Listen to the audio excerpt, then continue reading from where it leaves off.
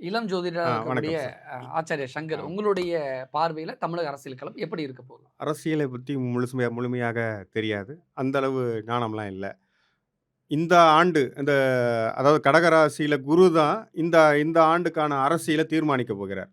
அப்போனா அ வெகுஜன தொடர்பு என்று சொல்லக்கூடிய சனி பகவான் மீன ராசியில இருக்கும்போது குரு பார்வை செய்கிறார். அப்படின்னா, மக்களுக்கு சாதகமான ஒரு அரசியல் சூழல் இந்த வாட்டி கண்டிப்பா கிடைக்கும்னு சொல்லலாம். மக்கள் தெளிவாகிடுவாங்க. மக்கள் உணர்ந்துருவாங்க.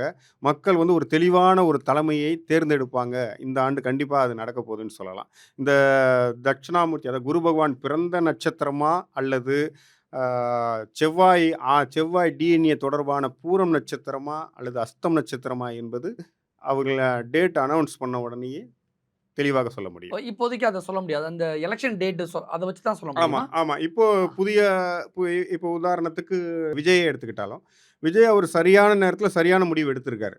அதாவது அவருடைய அரசியல் களம் சரியான அவருடைய ஜாதகப்படியும் பார்த்தீங்கன்னாலும், இந்த வாய்ப்பை நழுவ விட்டா அவருக்கு எப்பொழுதுமே அந்த வாய்ப்பு கிடைச்சிருக்காது. சரியான நேரத்தில் அவர் வாய்ப்பு எடுத்திருக்காரு. ஓகே. அப்ப அவங்க சரியான எடுக்கக்கூடிய முடிவுகள் தான் அவங்களுக்கு ஒரு பெரிய வெற்றிய கொண்டு போய் வெற்றியாளரா கொண்டு கொண்டு போய் சேர்க்கும்ன்றது சொல்லலாம். ஆ. அந்த வகையில விஜய் எடுத்திருக்கக்கூடிய முடிவு இந்த வருடம் அவருக்கு சாதகமாக தான் இருக்கிறது. இருந்தாலும் டேட் அனவுன்ஸ் பண்ண உடனே, அந்த நேரத்தில் இருக்கக்கூடிய ஓடிக்கொண்டிருக்கிற லக்னம், ராசியை வைத்து எலக்ஷன் ரிசல்ட் டேட்ட வச்சு நம்மளால தெளிவா சொல்ல முடியும். ஓகே.